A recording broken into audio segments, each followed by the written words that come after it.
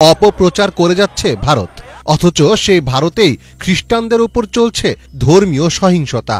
বাংলাদেশের সংখ্যালঘু এবং সংখ্যালঘুদের হামলা, বাড়িঘরে লুটপাট, এই ধরনের মিথ্যা তথ্য প্রচার করে নিয়ে যেখানে ভারত একদমই গত ৫-৬ মাস ধরে লেগে আছে, ঠিক সেই সময় আসলে ভারতের ভেতর থেকে যে তথ্যটি বেরিয়ে এসেছে সেটি হচ্ছে ভারতের যে সংখ্যালঘু খ্রিস্টান রয়েছে তাদের বিভিন্ন ধরনের চার্চে হামলা, তাদের ওপর বিভিন্ন ধরনের অত্যাচার, এই ধরনের চিত্র কিন্তু ফুটে এসেছে। যদি সর্বশেষ বলতে চাই যে 25শে ডিসেম্বর বড়দিন উপলক্ষে খ্রিস্টানদের যে আনুষ্ঠানিকতা থাকে সেখানেও প্রায় ভারতের 30টির মতন খ্রিস্টানদের চার্চের উপরে কিন্তু হামলা ভাঙচুর করা হয়েছে। তো যেখানে আজকে ভারত বারবার বলছে যে বাংলাদেশের সংখ্যালঘুদের উপর নাকি হামলা হচ্ছে, তাদের বাড়িঘর লুটপাট করা হচ্ছে, তাদেরকে দেশছাড়া করার চেষ্টা করা হচ্ছে, সেখানে ভারত যদি আজকে বাংলাদেশের সংখ্যালঘুদের নিয়ে এত, বাংলাদেশের অভ্যন্তরীণ বিষয় নিয়ে যদি এত কথা বলে, তাহলে কিন্তু আমরা প্রশ্ন করতে পারি যে এই যে ভারতের যে সংখ্যালঘু যারা খ্রিস্টান রয়েছে, খ্রিস্টানদের বিভিন্ন চার্চে কেন হামলা, তাদের উপর কেন নির্যাতন করা হচ্ছে। আজকে আমাদের মুসলিমের কথা আমি বাদই দিলাম, কারণ এর আগে মুসলিমদের নিয়ে অনেক তথ্য আমি তৈরি করেছি, কারণ আমরা জানি যে এই ভারতের সংখ্যালঘু মুসলিমদের উপর কিন্তু সেই অনেক বছর ধরে কিন্তু একের পর এক অত্যাচার কিন্তু হয়ে আসছে, যার কোনো আসলে ন্যায় বিচার আজ পর্যন্ত ভারতের যারা সংখ্যালঘু মুসলিম আছে তারা পায়নি। তো সেই প্রেক্ষাপটে যেখানে ভারতীয় মুসলিম সংখ্যালঘুদের উপরে হামলা হচ্ছে, সেখানে কিন্তু এবার আরেকটি নতুন চিত্র কিন্তু প্রকাশ্যে এসেছে। সেটি হচ্ছে যে ভারতীয় সংখ্যালঘু খ্রিস্টানদের বিভিন্ন চার্চে হামলা ভাঙচুর, বড়দিনেও এবারে সর্বশেষ ডিসেম্বরে কিন্তু বড়দিনে তাদের বিভিন্ন চার্চেও কিন্তু হামলা, লুটপাট, ভাঙচুর করা হয়েছে। তো আসলে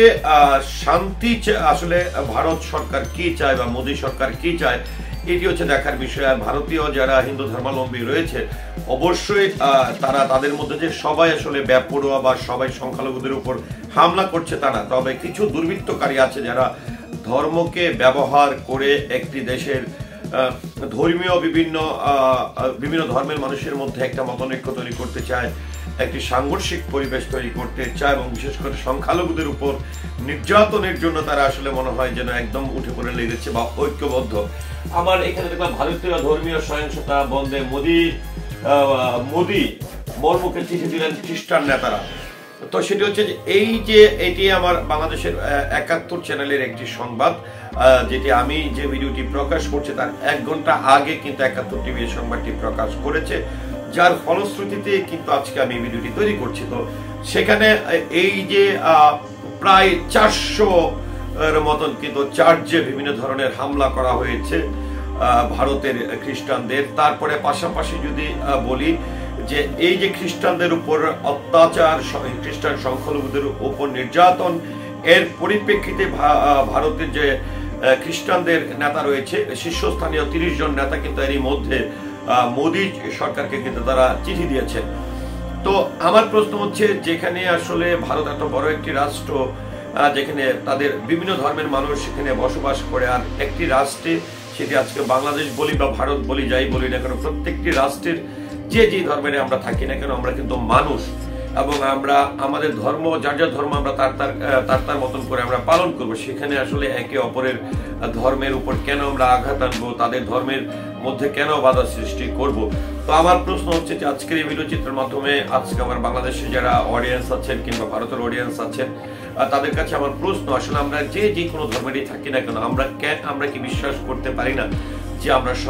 সবার উপরে মানুষ সত্য, তাহার উপরে কিছু নেই? আর অবশ্যই ভারতে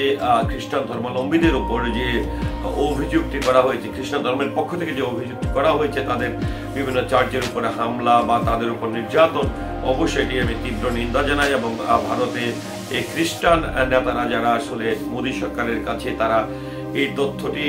জানিয়েছেন এবং আবেদন করেছেন বা এর ন্যায় বিচার দাবি করেছেন, অবশ্যই তাদের সঙ্গে আমিও ন্যায় বিচার দাবি করছি, এবং অবশ্যই চাই আমরা যে ধর্মেরই থাকি না কেন, আমরা সবাই কাঁধে কাঁধ মিলিয়ে সবার উপরে মানুষত্ব, তার উপরে কিছু নাই, সেটা অন্তরে ধারণ করে আমরা জীবিকা নির্বাহ করি। তো ভিউয়ার্স, আমার পুরো ভিডিওটির সঙ্গে থাকার জন্য সকলের প্রতি কৃতজ্ঞতা এবং ধন্যবাদ জ্ঞাপন করছি। আসসালামু আলাইকুম।